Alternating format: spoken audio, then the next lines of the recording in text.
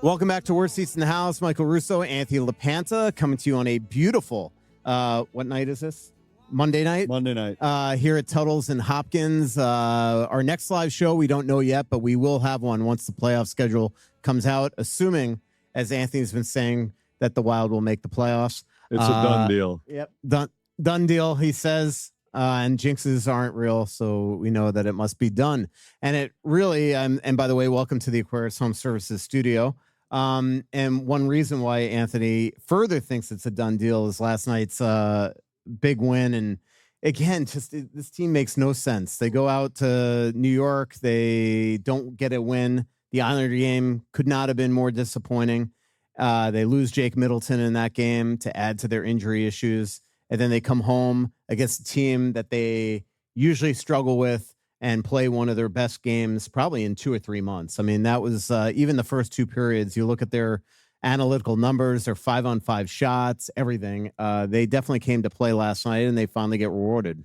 Yeah, I thought the first period was right up there with the better periods they've played all year, even though they were down 1-0. It was amazing how dominant they were. They knew the importance of the game. We have a chance to see it a little bit behind the scenes leaving New York after the loss against the Islanders. And it was evident that they were unhappy to a man with the way they had played. John Hines was pretty blunt about it afterward, just saying that they weren't ready mentally or physically to play the type of game needed to beat that Islander team. I thought they played pretty well against both the Devils and Rangers, just came up empty in extra sessions.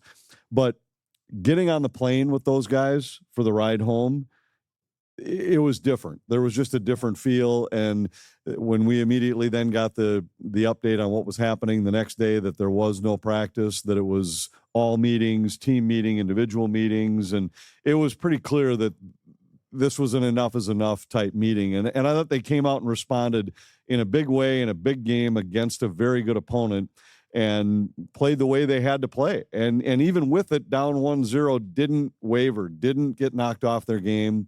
And how big was that third period by Boldy, Rossi, and Foligno? I thought those 3 guys in a period that might define the season for the Wild came through in a big way. I was joking with Marcus, the fact that Kaprizov's coming in right around the corner, and the old cliche, like, when a guy's coming back from injury, like, are you worried about losing your spot? So Marcus on the first line, with Kaprizov coming back, you don't want to lose that spot on the left wing, even though we all know what's about to happen. I wanted to talk to what you were just saying about the enough is enough and the bus ride and the plan. And that's what I meant with when John Hines and I had that back and forth at the tail end of that press conference on Long Island, where he basically did hammer the team. But what got him sort of angry was my use of the term "stop the bleeding." And he started talking about, well, we played, this, if you're talking about this game, I'll give you that, but I'm not going to talk about the Devils and the Rangers. And the reality is, to me, you could say that at game 50. But right now, we all knew what was happening with the guys, with the teams behind them. The fact, like, at this time of year, I don't care if you're not getting points in overtime. Or you're not getting that extra point. The reality is you didn't win. You had 1 win in 7 games up until this point. And yes, with all these teams behind them and St. Louis already leapfrogging them, there just comes a point after being in that locker room and seeing the demeanor of those guys and how pissed off they were at themselves, that you got to figure out a way to regroup this team. And whatever happened, and whether he and I, disagree on the way that I phrased it, the reality is that what we saw against Dallas is how this team must play if they want to actually get victories. And yes, they were finally rewarded for it. And yes, as you said, they played well against the Devils and the Rangers. But there just comes a point that at game 76, you got to start winning these games. And when you go into Long Island, who has been terrible, and you're not getting a victory in a game that you must win, that to me is a problem. It is. Well, that game, and that's why I actually agree with John and his assessment of it, is because I thought they played well in Dallas and got beat. Second of back-to-backs at home against Vegas. I know the final was 5-1. It was a 2-1 game with 2 minutes to go in the game. The games that were disappointing to me during that 7-game stretch was the home game against New Jersey, where the Devils had played the night before against Winnipeg. It was a 5:00 start. The Wild had every reason to get 2 points in that game and they didn't start anywhere close to well enough. But then they played well in New Jersey, played well against the Rangers. Then I thought the Islander game, so to me, out of the 7 They played games, well against the Rangers offensively. Let's not go with they played they well. Actually, I didn't think they were that bad. They just didn't get a save when they needed a save. Right. I thought but defensively, the Rangers they were good offensively, and Minnesota defended fairly well. I just think they didn't get a save. But over the 7 games, my point is simply that I think the Devils game at home was a disappointment, and then the Islander game was they just were not ready to if they show up and jump out 2-0 in that game, they win 4-0 and the Islanders go away. And instead, they gave the Islanders reason to believe they could win the game because I just thought they came out, they looked tired, they looked flat with no reason to. They had no practice the day before, and I don't know what it was, but something looked off from the start that night. And so the way they responded against Dallas, I thought was tremendous. And look, I mean, at any point during the season, you're going to have a stretch of 7 periods or 5 games or whatever where the team looks a little off. When it happens in the final 2 weeks of a season, just like it does at the beginning, the first 2 weeks, it has a little more light on it for sure. And it's because you're thinking and you're looking at the playoff race where you're feeling like every point, every 2 points is a problem. But there's a reason they play 82. And over 78 games, the Wild have been one of the best 8 teams in the Western Conference by a clear margin over Calgary and Vancouver. They've earned their spot where they are. And I just don't think you can overreact to one day where they don't play very well against the Islanders. First of all, since January 9th, they've been one of the worst teams in the league. They also have one of the most, I mean, they've lost by 4, 5, 6 goals a dozen times this year. So let's not pretend that they're elite. Okay. But I just think at that point, to keep on saying the same thing, there just needs to come a point. And I guess my point to him, as you were pointing out on the plane and on the bus ride, is that when Zuccarello has no answers, and when Freddie's like, I don't even know what to say, and Brock is just devastated that they can't piece up a win. That was my only point to him, is how do you lift this team up? Right. Well, and you have to, because, and that's why I think they had an urgency to it. Like, look, we've worked too hard through 77 games to let it get away by not bringing our best effort for the next 5. And it was, let's make sure no matter what happens between here and the finish, that it isn't ever a lack of effort from the drop of the puck. And it clearly wasn't then against Dallas. Going into the playoffs, last night, what we saw from Rossi and Boldy, to your point, and it's almost like Foligno drags them into the fight. That Matt Boldy goal last night is exactly what Bill Guerin has wanted from the playoffs. I mean, he goes to the net, he takes abuse. There's an absolute just total abandonment of just trying to get that goal. And that's what they're going to want to see in the playoffs. Rossi, outstanding, filthy pass to Foligno. Foligno driving the net. The fourth line bringing energy. This is what they're going to start to need once they get their guys back, which, by the way, we could be seeing number 97 on Wednesday night against the San Jose Sharks. Yeah, and I think the Boldy, I thought that shift, remember earlier in the shift, he had a great drive to the net that got stopped, and Rossi seems to have broken the seal on the road trip, scored the big goal in New York, then has the winner in overtime here. They need him to get back to the way he was playing earlier in the season. It felt like he had hit a wall down the stretch. And I agree with you on the fourth line. In fact, I was getting Vinny's thoughts for tonight's show, and he brought up the fourth line because he brought up what are your reflections now on the Brazeau trade? And I said, this is exactly what the Wild had in mind when they brought him in. This fourth line now has an identity. Trenyon's been different. He's 8th in the league in hits since the 1st of February. He's just been different. Brazeau he's been a factor. He doesn't pile up big hits, but they can't move him. And they've had at least 3 goals where he's been a factor because he's been immovable in front of the net.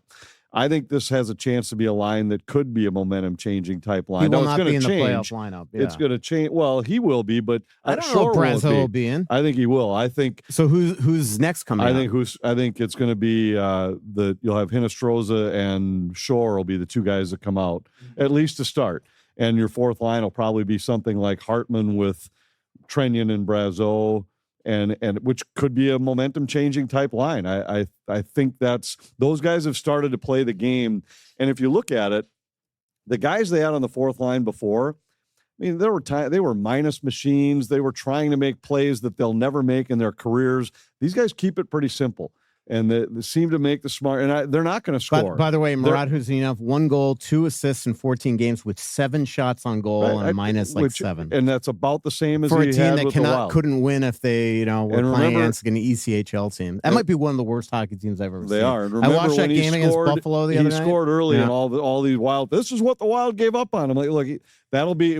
Call me when he gets his next goal. He averages about a shot every week, and he's going to be a minus machine. I don't think they're going to qualify. He just is. They're in pure tank mode, and this is the smartest way to do it right now. Like poor Pasta's got. I can't even imagine what Pasternak's dealing with. On Rossi, and you mentioned this is the way he has to play. It's funny because first of all, I will say, and you and I both know this, that Rossi has been really dealing with myriad injuries and playing through it. He hasn't missed a game. And it's crazy. I mean, he's the upper thing, the puck off the knee that still has him limping around. He gets cross-checked in the head. I still don't buy that he was 100% healthy. And yet he shows up every game. And the hitting the wall, I completely agree with. And there are times in the last month I'm looking at him and I'm like, all right, I can see why they don't want to invest and give him a bunch of money. But then you look at the season as a whole, which you like to do about the team, and you think about how many unbelievably big goals Marco Rossi or plays he has made for this team this season, especially at the beginning of the Kirill Kaprizov injury absence. When we're going to places like Utah, and he's the one that's scoring with the 6-on-5, and it just he's just got this knack and this uncanny skill and courage to come up at the big moments. Yeah, there are going to be times, being undersized that he is, that you're going to be unable to function at times. But then when you need a play to be made, he always seems to get it done. There's been so many nights where it's okay, he's been off, and then all of a sudden there at the end of the night, he's on the score sheet in the third period, a 2-point night in a big game. And he's had 2 big goals here in the last week and a half for a Minnesota team that their playoff lives were on the line, and he's come through. So I agree with you. I think you look at the package as a whole, and that's the same thing with Matt Boldy. I know he's been catching a lot of ire from Wild fans lately, and I had a couple Wild fans that reached out to me this week about that. Are you tired of us now because let's just say that they might have been a little negative after the second period of the Dallas game about when I pointed out that the Wild had outplayed Dallas, and then throughout that they were tired of hearing any of these stuff. It makes you feel better, but the only stat that matters are the goals. And so had a little fun going back and forth. And it wasn't even me doing that to you. It wasn't you, but I did tell at one point, I think I may have tagged you in a reply to one of them that just said, all right, I'll just call the NHL stats department, tell them they can send home all their game night stats guys. The PR staff can stop sending out media notes and printing up stats, because the only stat that matters are the goals. So we'll just bring 2 guys that can turn on a red light when somebody scores. We don't need anybody else. And wow, I missed all this. Yeah. And wow. I was. It's not. It feels refreshing to me to know that you are finally exploding on Twitter. Well, it took long enough. My God, I don't know that I'd call it an explosion. Although Margot did give me a little grief for saying that she thought maybe I should have just not said anything. Because after the game, I found the need to say to all of you who pointed out to me that none of the statistics mattered except the score. Wild 3, Stars 2. And we'll just leave it I would at have that. probably done the same thing. So you are now it's a little bit. I guess me on X is now contagious. I had one fan I had a few fans with colorful jabs at me, and I just wanted. Then one finally just responded like, "Are you tired of us yet? Do you ever get sick of us?" And I was like, "No, I don't. Like, I love Wild fans. I love all the fact that all you guys come out here for shows like this. I mean, this place is packed. It is. It's a great crowd, and I know that frustration sets in. I know how fans work, and they get frustrated. They also get excited when things are great, and it's the same fans that once the game's over, then they reply, "Oh, love you, LaPanta." Well, a period ago, you were calling me the biggest idiot on the planet because I said the Wild had outshot him 12-1. I mean, that's what makes our jobs great. It's why the buildings are full, the crowds are cheering. I mean, I love all of that. And sometimes You said that on Twitter, brother? I did. I would have vomited. I would have definitely sent you a vomit emoji. Yeah, but I truly mean it. With a little brown nose. But I also think that then there was one guy, because I said, and I love the frustration, I love the passion. There's times where logic still can reign. Like a statistic is still a statistic, and then you get all the responses with that. I want actual goals more than expected goals. Well, so does everybody else. But there's a reason why every team has an analytics department. They're studying statistics to try to predict who's likely to succeed in the future, who's likely to play well together, who's likely to be able to duplicate what they're doing. And in yesterday's game, as an example, first period, my point was that if the Wild play like they played 5-on-5 in the first period, they're going to win the game. And they did. But it's just a statistic. It's not an opinion. I don't have a stake in this. I didn't build the roster. I didn't set the lineup. I didn't make the game plan. I'm not the guy trying to score or prevent pucks from going in. I'm just a guy watching the game. But here's a statistic that makes the game more interesting, in my opinion. And it was one guy prompted me today. I was sitting at my desk. This is awesome, by the way. I just love that you're worked up by these people. I was a little worked up. And by the way, keep this coming, man. Right. Like I absolutely respect the fact the fans that are going after LaPanta do it. Continue. And every time at Anthony LaPanta, you could keep Russo hockey off of it. Yep, I bring it on. I love hearing from fans, and I love hearing when they're frustrated. But sometimes frustration blurs reality, and I get it. Like they're fans, but it doesn't mean that nothing else matters. There are still aspects of the game that matter. And today I was sitting at my desk, and I had the NFL Network on. They had an old rebroadcast of a football game. It was the Bengals and Chiefs, I think. I watched for 5 minutes, and I was like, all right, I'm going to write this down because I'm kind of curious. On their broadcast, in a 5-minute span, they had graphics that said first downs, quarterback's individual stats, passing yards, yards after the catch, the current drive statistics, rushing yards for a running back. They had some analytic stat that I didn't really understand about pressure efficiency. They had a full screen about blitz frequency for a team. They had the sacks leaders for the last 3 weeks. They had first downs passing, average yards that they needed on third down passing efficiency. I love that you wrote this all down. I did. Red zone, God. Offensive and defense. You always pretend that nothing gets under your skin, clearly this did. It did yesterday. This is the most prep you've ever done for this podcast. I jotted all this down, and I was like, so do you really? So, because I said to this fan, I said, should we fire our graphics guy and tell him that all we need is the score? We don't need anything else. Poor Tom. Do you know how hard Tom works? Look at any of the screens that are on here right now. They got all the players' ice time on a hockey game. They've got 15 stats on the baseball game.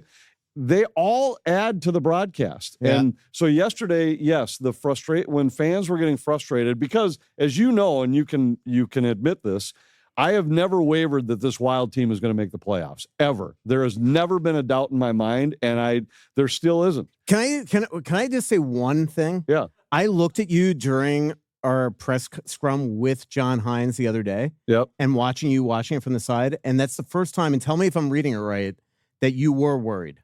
A little bit. When you came down, you first started sitting there, I think you had a look on your face that I'm a little shocked at what I just watched. I was surprised at what we just watched. Worried here. But I never have wavered on that they were going to make the playoffs. Mm-hmm. I've said all along, it's the teams chasing them have to be almost perfect. The Blues have been perfect. Yep. And that's the only reason. That is true. And even with the Blues being perfect, they're only 2 points ahead of the Wild. Yep. So that's what. By the way, I'm a huge Winnipeg Jet fan tonight. But could have something to do with Vegas. With Vegas, right? I have my heart set on that. And here's one of the things because Jeremy Rutherford, who you know well from the Athletic, he's our Blues writer. He just doesn't appreciate Vegas enough. He shouldn't get Vegas. I should get Vegas. He should get Winnipeg. That's right. It's a great interlude, and that has nothing to do with the point I was making. No. Well, you're making your point for an hour. No, not really. But this was the last part of it, is that what I've said all along is imagine being on the other side of this. If the Wild were the team that was in the chase, if the Wild were 6 points behind, you would be rolling your eyes saying, I'm tired of hearing about games in hand. I mean, blah, blah, blah, blah, blah. And that's exactly what you'd be saying. And it would be a long shot. Yeah. I was watching the Hockey Night in Canada broadcast of Calgary Vegas on Saturday night. Calgary lost the game in overtime. And their broadcasters are, this is probably the death knell for Calgary's That was unbelievable. hopes. I couldn't believe when they said that. And this is before the Wild beat Dallas on Sunday. So I'm thinking that's how they're looking. They don't even think they have a chance. And yet, like, we're in panic mode here in the state of hockey because the Wild didn't play well was that against on the Sunday Islanders. Night or Saturday night? Saturday night. Yeah, because it was before the Wild played Dallas. Yeah, and it was before they lost to the Islanders, right? So, it was that day after the Islanders. Yeah, game. I couldn't believe when they said this is a dagger in their playoff hopes. I'm like, what? Do you know who the Wild play tomorrow night? And then they go out and win the game. All right, so now I'm done. You can jump in now with any random other writers where they'd like to go. I just love that you're all up in arms about Twitter. It just makes me happy. I was for about 2 hours yesterday. And you've never even blocked somebody. I blocked a guy today for saying that he didn't want to say something because in case I'd block him, so I just blocked him anyway. And I hope he listens to this podcast and discovers it that way. So anyway, I haven't ever blocked anyone. That's a true statement. Jake Middleton. That was scary the other night. Just the way that he went in, the velocity, especially that one angle that's behind the boards that looks into the hit. You realize how fast he flew in there. The way I thought it was a major, but I didn't think it was suspendable. I agree with you. And the other thing is, to me, you do have to, like, there were a couple jokes on Twitter that I laughed at that said, well, Ryan Hartman's going to get 10 games for just being in the building. That stuff made me laugh. But it is, I mean, sometimes you do have to look at it. All right, it's Bo Horvat. He knew he screwed up. I'm not saying that you totally absolve somebody that does this, but clearly, I mean, it's a fast game. He reacted. He did something that was I thought Middleton's turn was awkward, and it put him in a weird spot. In a game that I think you and I both could agree, Jake was not all there. It was not his sharpest game. He had a tough first half. So I just think there was some stuff there. It wasn't a great push. He realized right away that he screwed up, but regardless, it should have been a major penalty. I don't understand how it wasn't. If you look at the one angle of Francois Saint Laurent, I'm positive that he wasn't even going to lift his arm up until I don't think he was. I don't think he was. Until he saw Middleton crumble and Horvat signal. Yeah. Where then I think he thought, oh boy, this must have been worse than I thought. But then the stuff he said to John Hines at the bench is just insane. And Bill Guerin was clearly angry. And if you read my story at The Athletic, you know how angry he was. I think you witnessed it. Yeah, but I did see he that. came out of the locker room with red eyes and yelled at the beat writers to essentially not talk to John Hines, not ask him about the call, to go down and ask the referee in a little he didn't more call him graphic. A referee, though. Yeah, in a little more graphic detail, which you could read about in The Athletic. And then he came back. Really? You can write that in The Athletic? Yep. That was. It's funny. Really? It's funny you brought that up because we still have to dash it out, but like the policies at The Athletic are very different than, say, the Strib and the Pioneer Press. So the only thing I was like super excited about was like, I'm going to actually get to write these quotes. Anyway, do you get to pick the little symbols that you use, or do they pick those for you? Do you know that once at the St. Pete Times there was a soccer story, and as a joke for his buddy that was the copy desk editor, this writer, there was a quote that was bull, you know what? And so he decided to go B dash dash dash and then write out the S word as a joke for the editor to change it. Well, it didn't get caught, got in, he got fired, and blah, blah, blah. So at the Strib, at the Athletic weekend. But anyway, and then he came back and said the same thing to John, don't answer the question, go down. Now, writers are not allowed to, used to be, you'd have a pool reporter and you would be allowed to talk to referees. Now, we essentially have to go to Stephen Walcom or talk to the supervisor or email the situation room, text the situation room, whatever. But you can't talk to referees under any circumstances. And even if we were allowed pool reporters in the NHL, there has to be some sort of boundary. Like, I don't think minors versus majors is something that we would ever be allowed to talk to a ref about it on a judgment call like that. But not a good decision by Saint Laurent not to call it. But the good news is that, if this is a good news, is that Jake Middleton just feels like he's been hit by a train, but he has absolutely survived major injury. You know what's crazy? How about this one? And you might know this, but the X-ray machine at UBS Arena, broken. So they couldn't even get him an X-ray right when he got off the ice on a guy that almost broke his neck. Like that, this league sometimes, man, like how is that even humanly possible? In a brand new building. Yeah, in a brand new building. So thank God he's okay. And I'm not saying that he might play in the rest of the regular season games, but he should be okay for the playoffs.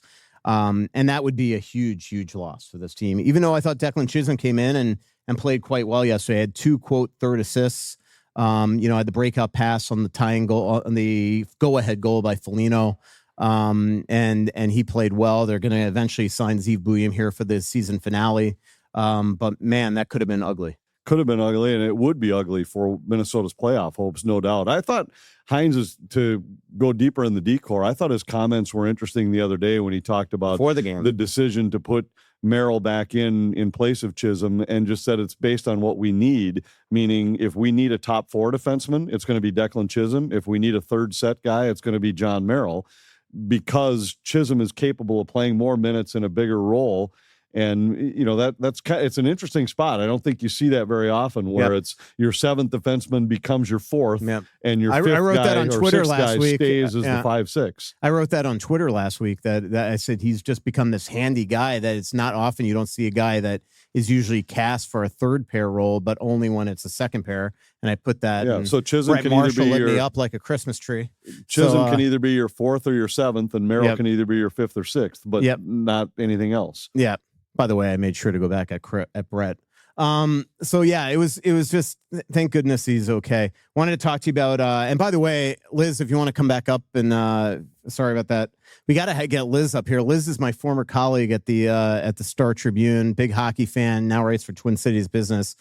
So if you have any questions, come on up, and we'll get to Vinny's thoughts as well. And I do want to talk to you about OV and all that stuff. Spring is in full swing. The birds are singing, the sun is shining, and warmer days are just around the corner. Before the summer heat settles in, ensure your AC is prepped and ready to keep you cool all season long. Right now, schedule your AC tune-up today and get 50% off. Don't wait until it's too late. Beat the heat and book your tune-up now at 50% off. How do you do this? By going to AquariusHomeservices.com. That's AquariusHomeservices.com. Aquarius, earning the right to be recommended. And don't forget to mention that Russo sent you. There are many reasons to open a smart checking account at Royal Credit Union, including no monthly fees, no minimum balance, and a $250 bonus. Getting your $250 is easy. Open your account by May 31st, receive 2 payroll direct deposits of $200 or more, and you'll get a $250 bonus. See details and open your account today at rcu.org/checking bonus. No minimum balance required to obtain bonus. Offer ends 5/31/25. Insured by NCUA. Hey, have you been dreaming of a lake cabin lifestyle with boating, fishing, and family fun in northern Minnesota? Well, lately I've thought a lot about how cool it would be to have a getaway like so many Minnesotans. And if you're like me, you probably think that owning your own lakeside getaway is beyond your budget. Well, if you think lake cabin real estate prices keep going up, well, think again. This is Russo, and I'm here to tell you there is an affordable way to enjoy a cabin lifestyle and all that goes with it. And yes, I said affordable. I founded a Clamshell Beach Resort, which is located on the Whitefish chain of 14 lakes for you and your family to enjoy. Here's how. Clamshell has lake homes that offer deeded fractional ownership, and the keywords there are deeded and fractional. You own it. Imagine having 5 weeks a year to enjoy Clamshell with its beaches, pool, and lodge that's full of kids' activities. Is golf your game? There's a great golf course right across the road. Like winter sports? Well, you can go ice fishing, cross-country skiing, or snowmobiling right out the door at Clamshell. And there's no maintenance, no grass mowing, no snow removal. It's done all for you. And you can own a share of Clamshell Beach Resort at an affordable price. To learn more about ownership opportunities at Clamshell Beach Resort, go to cottagesonwhitefish.com or contact Pat Egan at 612-220-9819. That's cottagesonwhitefish.com or Pat Egan at 612-220-9819. But Liz, Mike is yours. What's up? I do have an incredibly important question for both of you, and it's from being a longtime Worst Seats podcast listener. I'd like both of you to imagine as if you are the same age, you're 18 years old, both of you have been accepted to St. John's University, Anthony's alma mater in Collegeville, and the housing office has randomly decided to assign the two of you to be roommates for your boy. freshman year. So my question is, I'd like to hear How from long both. would we last? I'd like to hear Our from both friendship of would have you. ended a year. Would you survive together the entire 9 months? Why or why not? Let's start with Michael. All right. No, we wouldn't. Let's put it this way. We go to Europe together. Hey, look, Ryan Suter. We go to Europe together every summer, and usually by day, 4? I'm tired of you. Yeah, I don't. Do we get there? Yeah. I don't think we last to. I- we probably would. I We'd be would fine. last the year because I could function with just about anybody. Yeah. But I would bet he might be filing some kind of complaint to move to a new room by maybe make it through Labor Day weekend, but I'd say by the end of September. I think for the most part we get along for our love for sports, but we also like the same exact TV shows, like pretty much. Yeah. So that that's would true. probably get us by. Yeah, it would be grating. There's no doubt about it. My freshman year college roommate was this guy named Piece of Crap. And so when I at the end of that school year, I'll never forget this as long as I live. Okay, you're gonna love this story. I didn't know you ever ever went. Yeah, and I'll tell you this. I probably told you this story. So I didn't know you ever went to college. Yeah, I know. So after my first semester at University of Florida, the Sun Sentinel was like, "Do you want to come home? Work down here?" Because I was covering stuff up there for them, and you'll cover everything from high schools to colleges. And also, I had this ability to run quotes for AP. And I'm like, this is be a way to fast track to get my career started. And my stepfather was all for it. My mom was not. She didn't want me to leave University of Florida. Well, anyway, I go home and I'm home like a month. I'm going to at that point, it was too late to get in to go to FAU. So I was at Palm Beach Community College. And I remember I come home from covering a Panthers practice to write this story. And I get this Bell South email or a letter in the mail. And it's forwarded it's my old address at Hume Hall at University of Florida. And I look and I open it up and it's saying that I didn't pay my phone bill and it was $7.68. And he paid it for me. Can you write me a check essentially for $7.68? So I went to Citibank.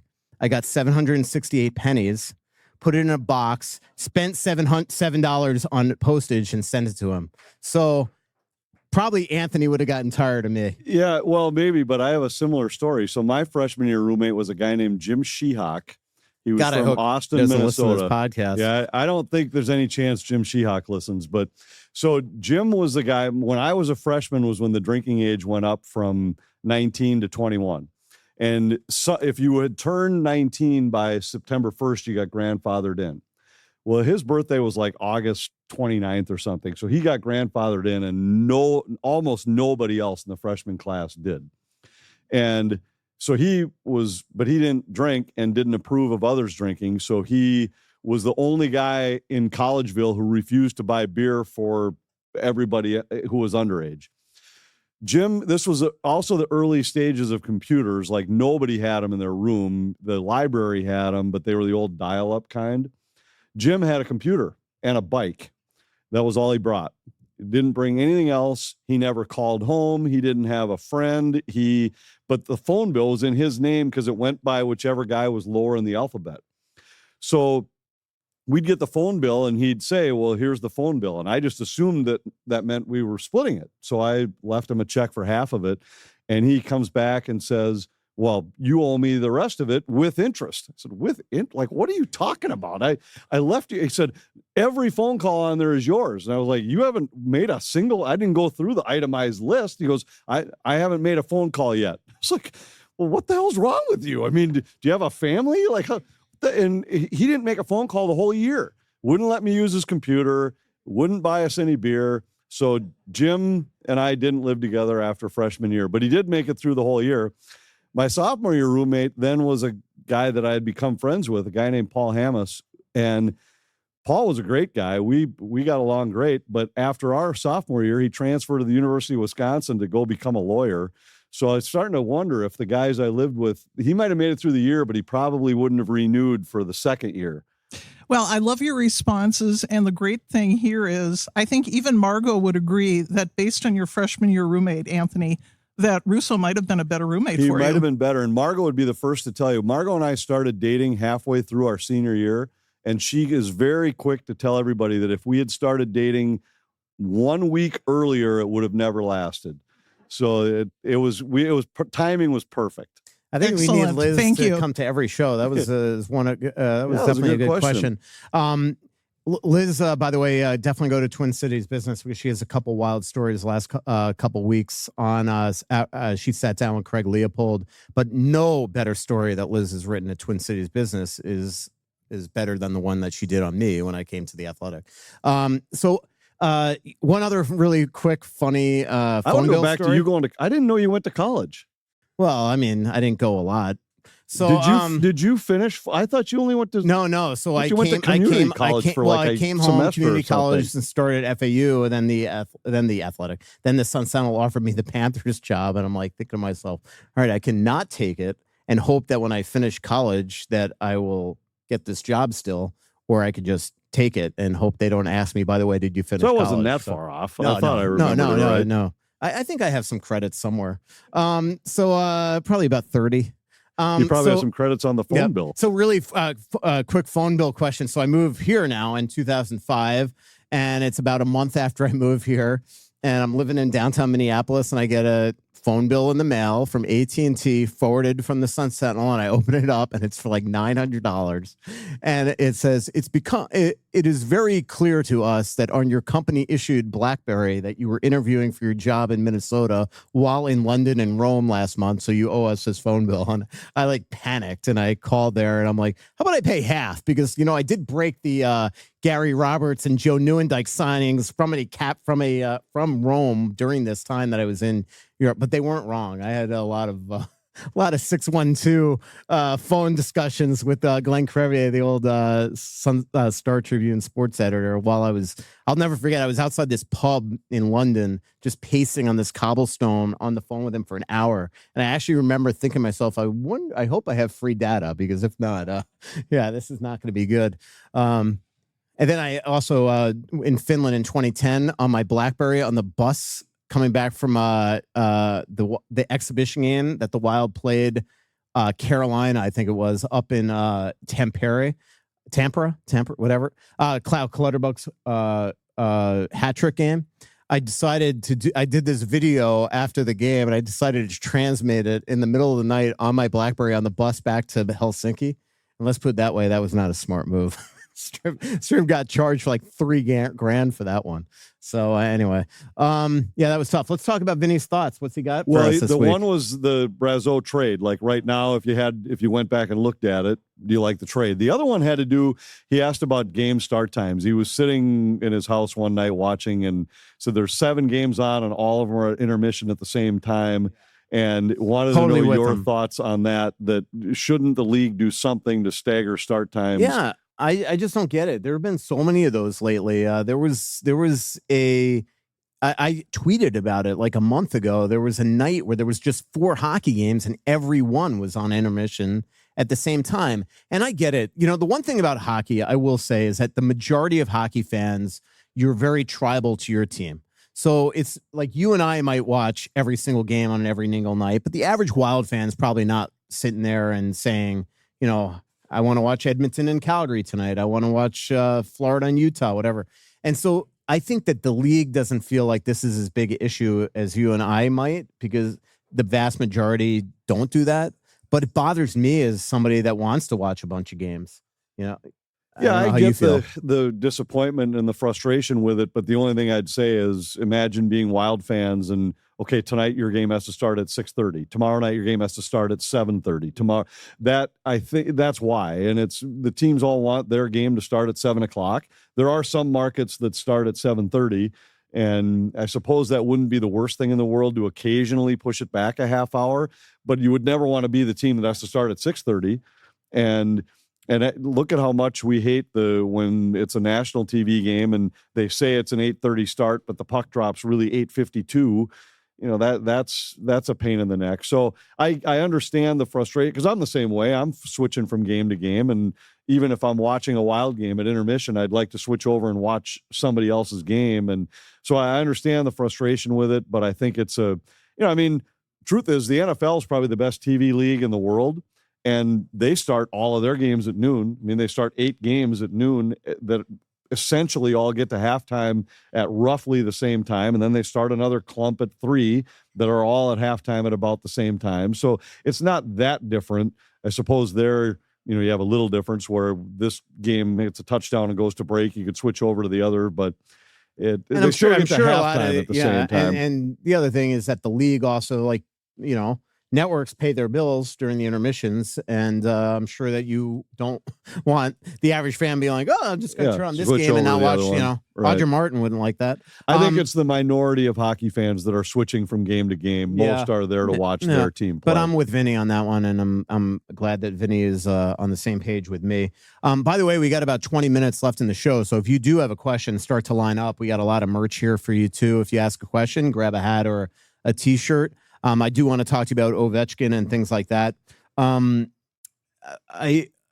now, if you had to say if the Wild play Winnipeg, how they're going to do, how do you think they'll do? I think they'll be fine. I think they'll be an underdog either way against Winnipeg or Vegas, but I don't think either team is light years ahead of them, especially assuming that Eriksson Ek and Kaprizov come back healthy, are at least somewhere close to their normal selves, that Jake Middleton's playing. If the lineup is intact, I think they give either one of those teams a really good battle. I think they'd be the underdog in either series. And even Dallas, I know the odds are very small that it would now be Dallas that they would face, but for all the angst about playing, they've played them 4 times. They've each won twice. The goals are like 9-7, I think, or 9-8 head to head. I mean, it's been tight every single night between them. The Wild have done just fine against the best of the best. And Kirill's missed 3 of them. Kirill's missed 3. Yeah. If you look, in fact, I looked at the games missed in those Dallas games.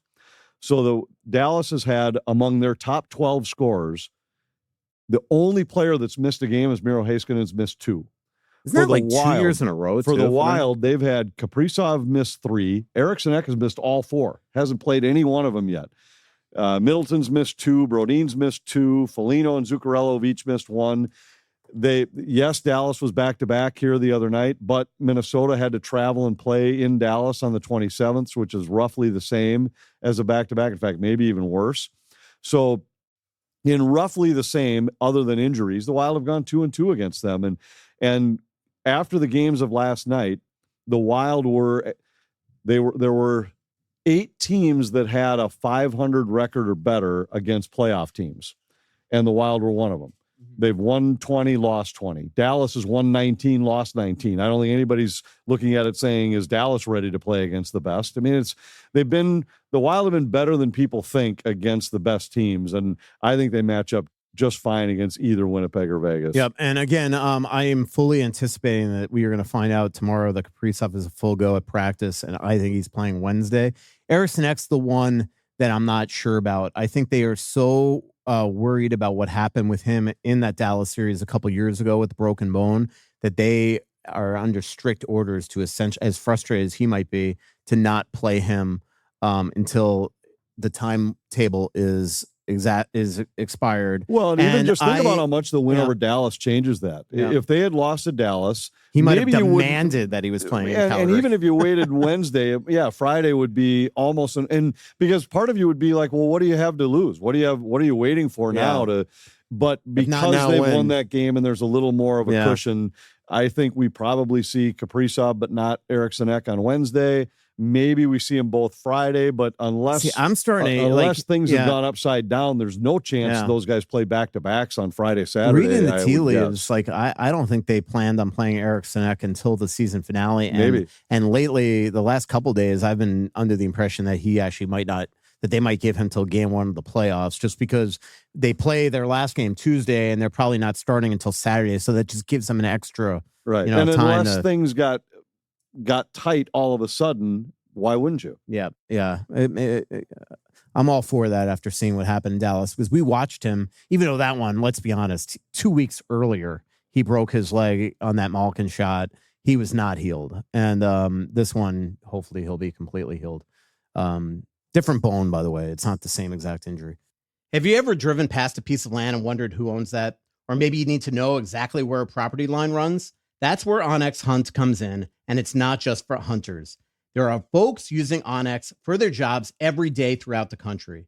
From farmers and ranchers mapping out their fields, wildland firefighters navigating rough terrain, to construction workers needing to know who owns what property, this app offers something for everyone.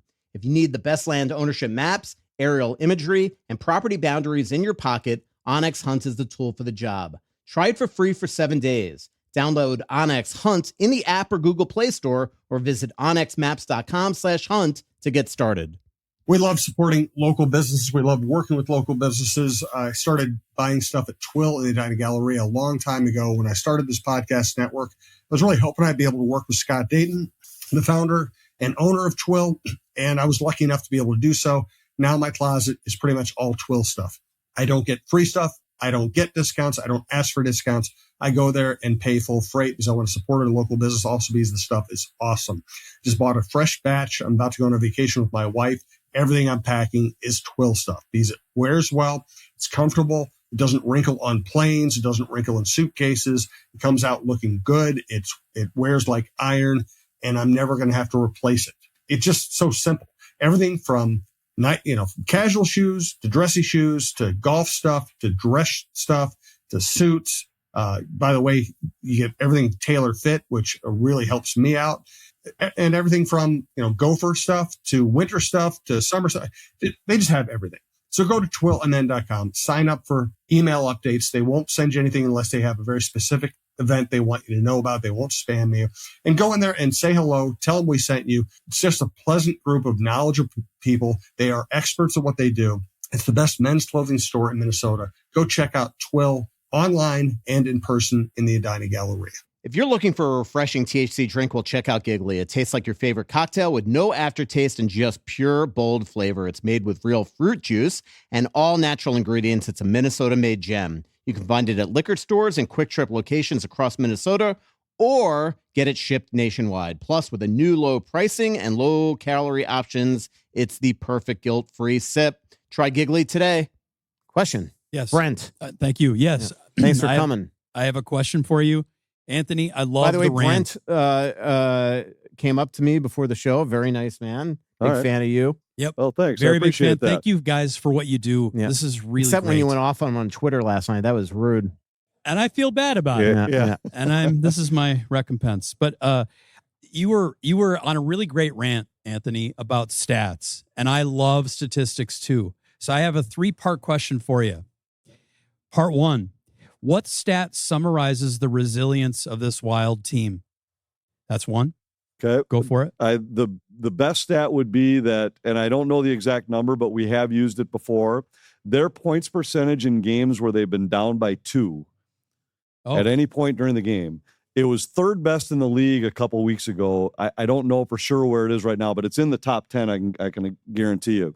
They just don't get rattled. They don't get knocked off their game. Now, that doesn't even take into account the guys they're missing. But in games that they've trailed by 2 at any point, their points percentage is among the best in the league. Wow, that's cool. Thank you. And then the second question, what stat shows a strength about this Wild team that most fans miss? I would say they're the high danger chances against 5-on-5. They've been in the top 5 all year long. Wow. So I think they're 3rd right now, and that is indicative of that's why they're so hard to beat, and it's why they can win so many games even though they can't score, and they haven't been able to score since Christmas time. Yeah. Really, I mean they've been playing a style of hockey where 2 has to be enough to get them to overtime, and because of how few chances they give up, they've been able to maintain this position and maintain a comfortable playoff spot, even though they've been about a 500 club for a month and a half. Hey, by the way, if you had to pick, and I'm asking you this for a purely athletic reason, because we have to do this week, all 32, MVP of the team, who is it? Would you put Gus? Or probably Gus has been the most surprising to me this year, just because I think he's. I joked with Joe Smith today. I think it's hard to not take Matt Boldy. Yeah. Because he's scored so many big goals. Yeah. See, I think Rossi's been more consistent and better and scored bigger goals. But I joked with Joe Smith today that we should pick Kirill, because if anything has shown that he is the most valuable of this team, it's been this last, All right, one more, and I promise it's over. And that is, what stats give promise to what Bill Guerin is really doing? Well, that one's probably a harder one for me to answer, because I'm not a big WAR guy, but WAR is a stat that I know they use for this, wins above replacement. And I think you'd probably have to dig into that. I don't know it off the top of my head to look at what I look at it just on paper. To me, almost every contract, if you look at it in a vacuum, is a contract that's at good value. That if you look at Matt Boldy at $7 million, that's a steal. Brodin, if he's on the ice, is a steal. I don't know what they'll sign Rossi for, but Faber, I believe, is a good value, good bang for the buck. Without question, in exchange for Fiala. Right. So if you look at it that way, maybe the one you might wonder, is Trenyon worth $4 million? I don't know. Maybe he's a hair under that, but for the most part, almost every contract is worth the value. So that to me is why I have the most excitement about the way the roster is structured. When you think that Foligno is making $4 million and Trenyon's making $4 million, well, Foligno's definitely worth $4 million. That's my point. Is that one's but one there's. and the other. I mean, you were one of those that argued against the Foligno signing when it happened, and I believe he's worth every penny of that. It was more. It was not that. It was what my criticism was doing them all together, putting them all in the same room, and saying, "Do you guys want to stay?" And then negotiating it together, and then signing Foligno before Hartman, when then you had to give Hartman the same. Like, to me, that was the issue that I had. I just thought the way they negotiated that was not the smartest move, to put them all in a room and then do it all together. As sort of a group thing, because the second they gave Foligno Hartman's like, well, I just scored 34 goals. I'm not taking a dime less than that. So at least they got the term down. But anyway, question. Hey, I think one thing that I'm a little concerned about as of recently, seems like the Wild can only beat teams with are facing goalies from Lakeville North. Is that anything to note? You got Charlie Lindgren and Jake Ottinger. It's kind of is the last two. Yeah.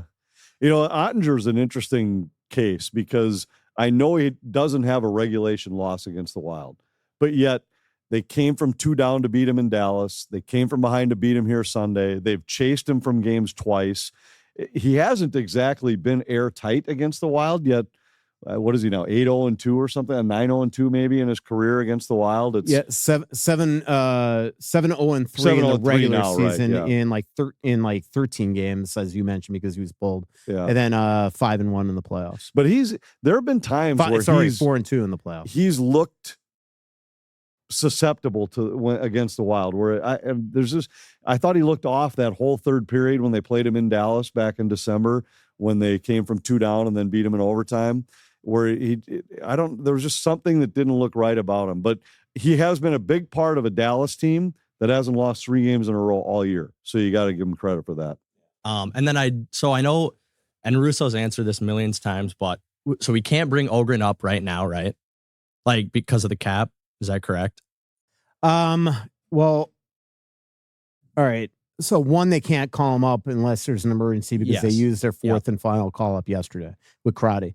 With the cap, like here, let's put it this way: when Zeev is signed, they have to have Gans and Eck and Kaprizov back. They've got to got Gans and Shore and Crotty off the roster. So that would tell you right now that they can't bring Ogren up until the playoffs. For playoffs, do you think Ogren? I mean, I don't think they're just going to throw him in for what Anthony said. Although I'll tell you, he's playing great down there, and he's starting to. I think this is going to be.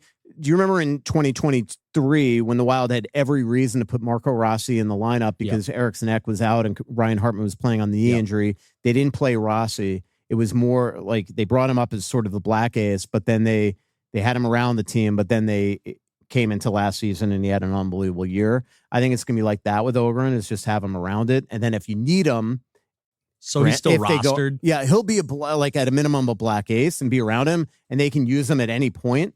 But I don't think he's going to start in the lineup. It would take injuries or poor performance, or they're down 3-1 in a series and want to change. And it would have to be the right fit, because in my opinion, the guys, and this is 100% a guess, but you put Eriksson Ek and Kaprizov in, 2 guys have to come out. Yeah. To me, Shore is one of them for sure.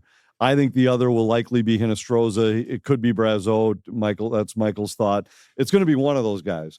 So Ogren, if all of a sudden when it's the reason why you are going to probably be right is because the reason they brought him in to add size and a different element for the playoffs. Right. But so now all of a sudden, let's say Ryan Hartman struggles or Johansson struggles or Goudreau or I think injury is probably just the most injury likely might be, but who is it that gets knocked out? Yeah. And if it's any of the players that are in let's say a middle six role, are you going to throw Vinny Hinostroza back in before Liam Ogren? I think probably. He's been up here lately, and now maybe if it's a left side guy, it's possible, but I think Hinostroza is going to get the first shot to be that next guy in. Sure. That's just a guess, but that's what I think. And then last thing, hopefully, if you can do your best to just answer it quick, but it's a random question. So I looked at the 2022 draft. It's kind of interesting. Snuggerud, Yurov, and Rinzel were all the 3 straight picks. If you could go back and just pick one out of those 3, which one would you pick? It's hard to answer that without seeing Yurov in person, right? Like, I still think that of all those 3 players, he's going to be the best. Like, you think, okay. He is so dynamic, and some people that watch the Gophers a little more than me, there are some people that really don't know if Snuggerud is going to translate other than the NHL shot to the lineup. But clearly, without Dylan Holloway right now for a very long time for St. Louis, he's getting a heck of an opportunity there. I think so. I kind of alluded to this on the podcast that him and I did last week, but the Wild are not going to be able to sign Yurov for this season, nor do they want to. One is he's coming off an ankle surgery that they clearly rushed him back into that KHL lineup. So they want him to get healthy.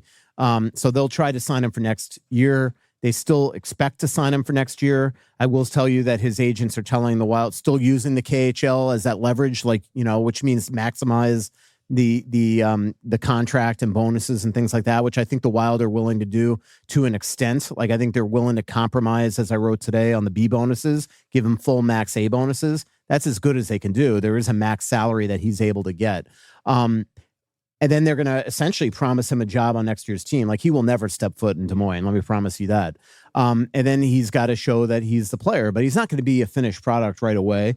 So if he doesn't sign right away and does sign for one more year in the KHL, this is totally because he feels he's not ready.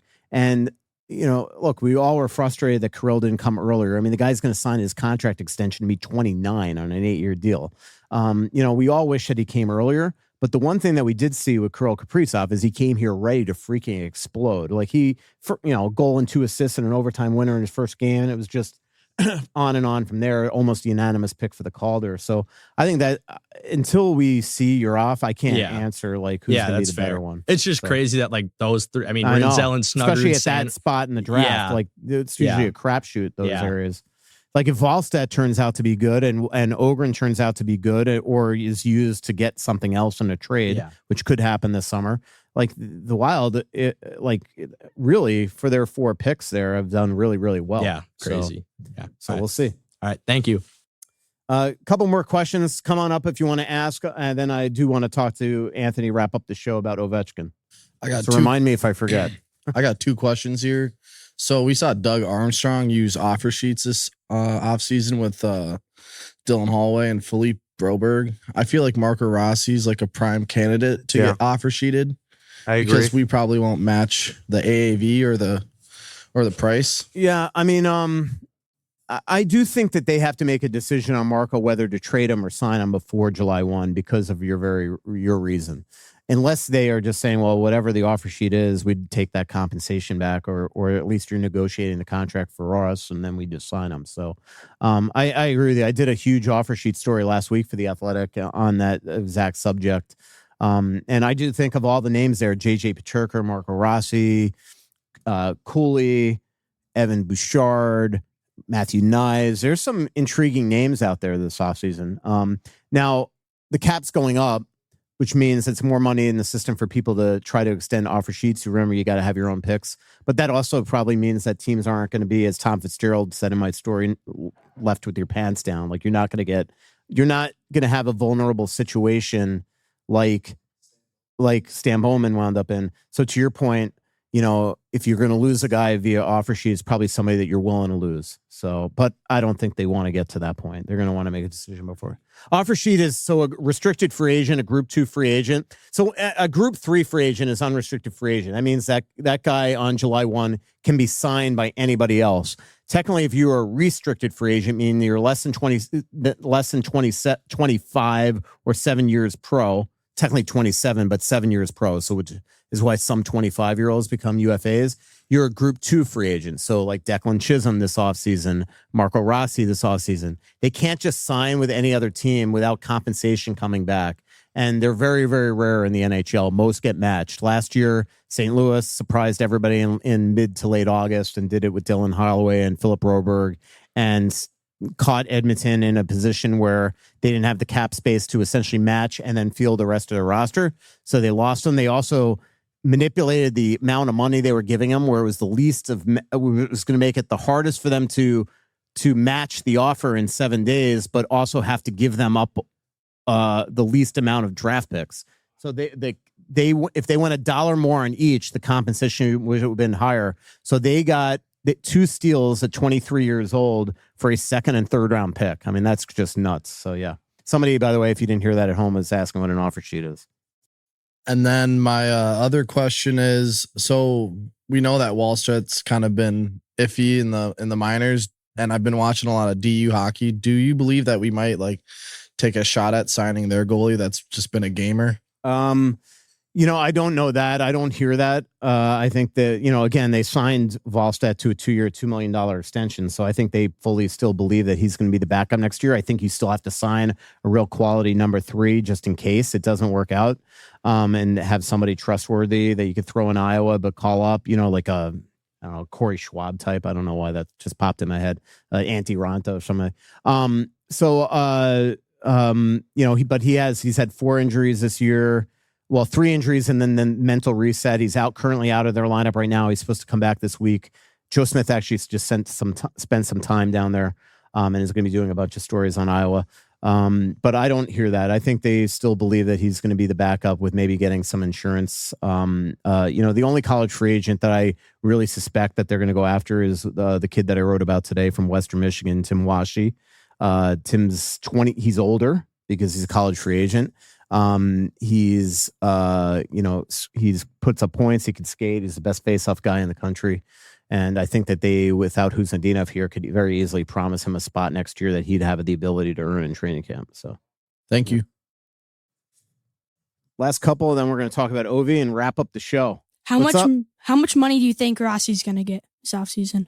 That's good. I mean, how much does he deserve, or how much are the Wild willing to pay him? How much is he going to pay? I think it depends on term. I think the Wild right now would sign him to 5 times 5. I don't think that his agents are willing to take that. And 5 times 5 meaning $5 million. Byfield got 6.25 on a 5-year deal. Same draft class, all that stuff. Byfield was a 2nd overall pick. I think he'd want more than $8 million on a long-term deal. I don't think they want to go on a long-term deal more than Boldy's contract, which is $7 million. If I were Rossi, I genuinely would want a 3-year deal. I was talking to an agent about this the other day. He just thinks that with the cap, especially with the new TV rights deals and stuff, the cap is going to erupt here in 4, 5, 6 years, expansion coming, new business. It just feels like the day, unless you really want that job security, the days of signing 7 or 8 year deals. But how much you have job security if you go 5 times 5, right? Exactly. And then you're 28 when you're signing the big free agent. If 5 deal. times 5 is something that they are not willing to do, I would take a 3-year deal if I were Marco Rossi and revisit this in a couple years, continue to just play your butt off, produce, and put them in a position where now it's all right, look, now I am the product that you thought that I couldn't be. And here, pay me or trade me. But to the person that was before you's question, the offer sheet is intriguing for him because his agent knows right now what they're asking for versus what the Wild are willing to pay.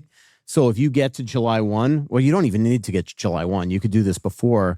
You could start shopping it around and try to at least get a lay of the landscape, and that would make your leverage even better with the Wild and say, no, we're not going to settle because we know right now that this team is going to offer him this on July 1, and you're going to have to deal with it. And then it puts Billy in a position where you got to either sign him or trade him. So But it's a hard question totally to answer. There's just a difference in opinion on both sides, rightfully so, on what he's worth.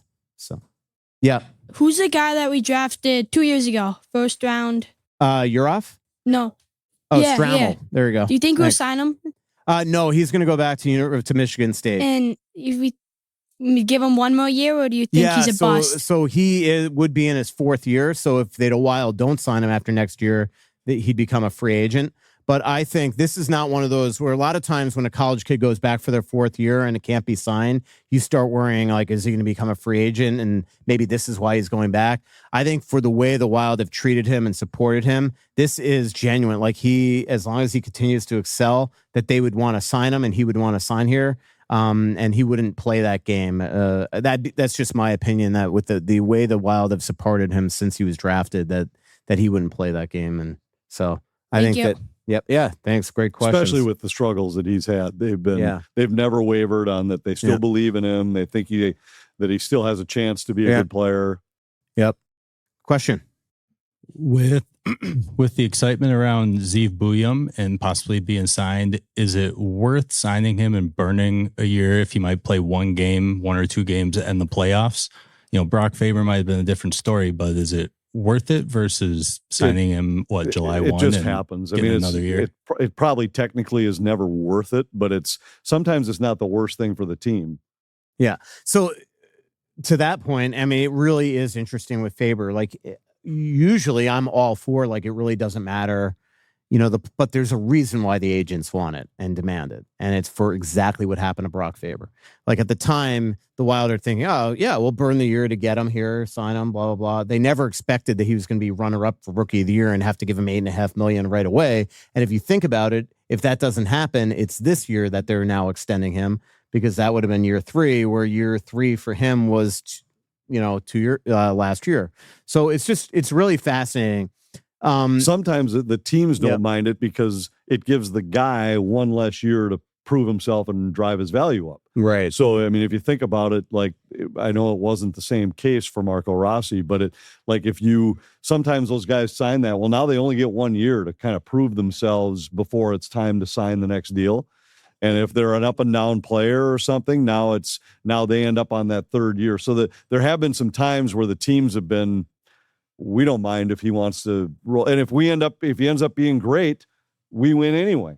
So I remember talking to Chuck Fletcher about that a number of times, and he was like, I don't have any problem letting a guy burn that first year. And let's think of this honestly. Like, if they say, no, we're not burning the year, Kurt Overhart's going to say to them, okay, we'll go back for our junior year. And now how's that help the Wild when they want him on the team? Like, all of us in here that have watched the Wild power play this year, would you rather Zeev Buyum running that next year, bringing the puck up ice? I'm not saying it's going to happen. He's got to earn the spot, but it's kind of a fascinating thing. Like, they both want him here. And so this is just the price of doing business in today's NHL. You got to sign him. So let me ask you about Ovi.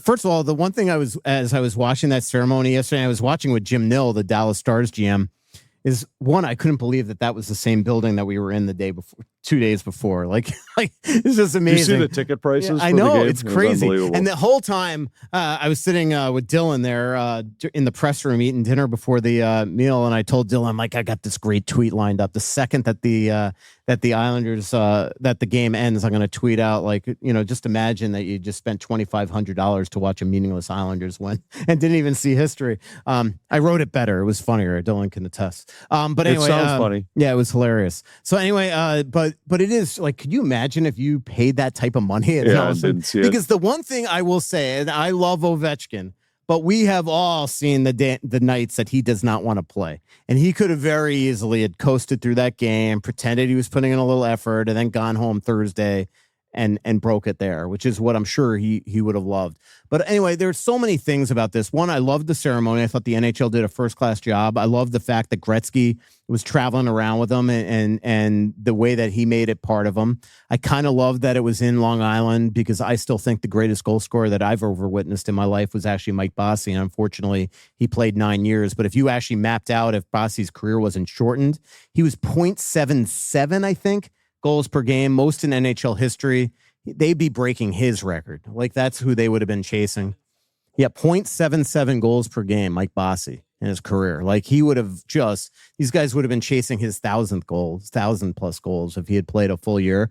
There was just so many things about it that I thought was really cool. Loved his dive, loved the way that everybody treated him. I just think it was indicative of what you just could never bet against this guy. Yeah. And it's crazy. So think back to when this season started. There were people wondering if he'd even break it next year. Yeah. Because of what he had done at the end of last season and how his scoring production had gone down. Remember I told you I sat down in Prague with Ferravari and Sandin together, and they were both, I asked them to pick their dates that they'd break it. Sandin goes, I'm thinking April, whatever. And Ferrari is I'm thinking 2 seasons from now. And Sandin looked at him like, are you crazy saying that on the record? Well, and then he gets off to the great start, but has the injury where you think, okay, well, now he'll come back, won't be the same. It'll be next year. He picks up right where he left off. All of a sudden starts scoring again, where it became like, this might happen this year. And I remember when you had come back from the GM's meeting, I think, and that's when you had shared, like, this is what they're going to do. They're going to have Gretzky travel with them. Well, think about that. Think about like during the old days of the home run chase. Those guys travel. It could be 2 weeks that you're traveling with this. But not with Ovechkin. Like, it was done in 4 days. He had 6 goals in 5 games, scored every single game over this 5-game stretch. So it was, I mean, I thought the night we were in New York, they were playing in Chicago. He scores in the opening minute of the game. We had it on in the booth. Scores again, and it looked like he was going to be a guy that was going to end it with a hat trick. And it just would have felt like that would have been the story. That would have been a typical way to end it for Ovechkin. He didn't end up getting the 3rd goal that night. He had a couple great looks late, but there was no doubt in my mind he was going to score against the Islanders. And he scored every night down the stretch during And this. I love that he wouldn't go on the ice with the empty net goal, because he's like, well, wait. And he just did it the next game. Like, Gretzky's probably thinking, like, dude, I got to freaking fly to all these places. Let's get it done with here. And it's crazy. 31 years. It was 31 years between Gordie Howe setting the NHL goal scoring record and Gretzky breaking it. And then 31 years after Gretzky said it, that Ovi broke it. How about the fact that it was both their 20th season. They're 1 game apart in games played. They had both had 9 50-goal seasons. I mean, their numbers, the parallels are uncanny with what they did. Yeah. Do you do 3 stars, or how does the 3 stars usually work at I do them for the home games, yeah. So, I mean, I don't want to put this in your head, but what I loved about the Islanders media is just putting, of the 3 stars in a 4-1 loss, it was just Ovi and nobody else. And that's the way it should be for Marc-Andre Fleury at the end of his, if he plays that game in Anaheim, because this has been, as I said on last week's show, like the most unceremonious ending of a Hall of Fame career I've ever seen. It really sucks that the Wild just couldn't win games to the point that they've had a pretty much sideline flower. And this is it, that we might see him only play maybe 2 more games. Like, obviously he's playing in Vancouver. I don't think he'd play against San Jose tomorrow. So, which means that it's going to be at Vancouver and maybe the game against Anaheim in the season finale, that we also might see Ziv Buium in the lineup.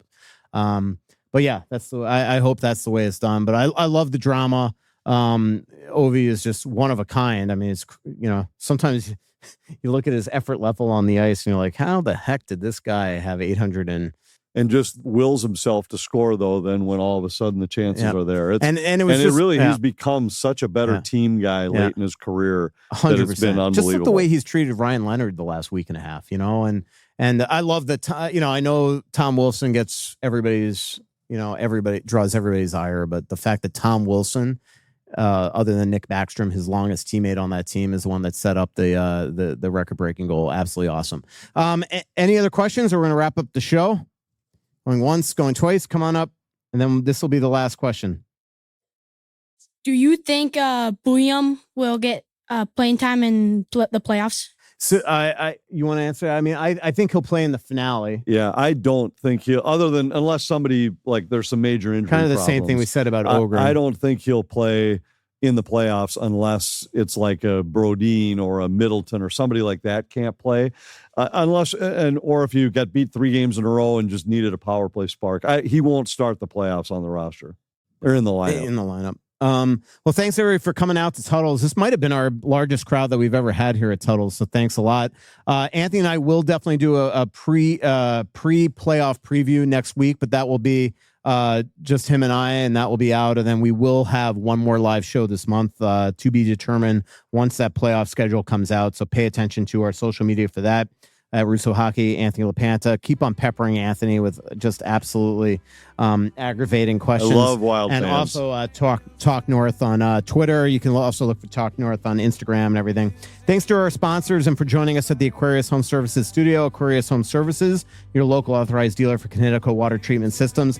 Clamshell Beach Resorts, Twill in the Dinah Galleria, Giggly THC Beverages, On X Maps, and Royal Credit Union. Thanks, everybody, for coming on out. Thanks for coming out.